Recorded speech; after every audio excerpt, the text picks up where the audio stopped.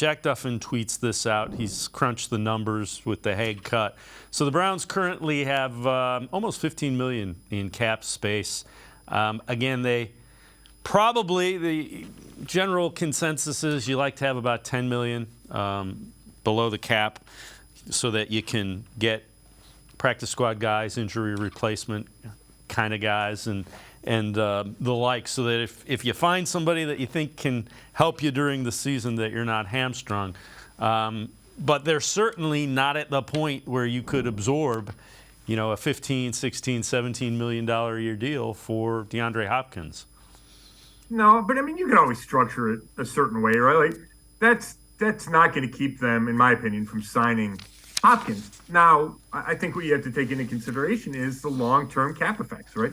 They already restructured Deshaun Watson's contract where it doesn't affect the dollars at all. It just affects the cap, where all of a sudden they're saving a bunch of cap room this year, which allowed them to go to free agency and sign Thornhill and Tomlinson and Okoronkwo. But I think Watson's cap hit went from like 53 to 68 million. It's somewhere in that, where at some point these bills are going to come due.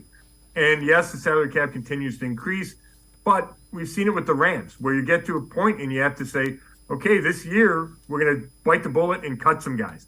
And I don't think the Browns want to get in that scenario. I think Andrew Berry and Paul DePodesta want to be kind of frugal there. And not frugal might not be the right word, just smart and plan for the present and plan for the future.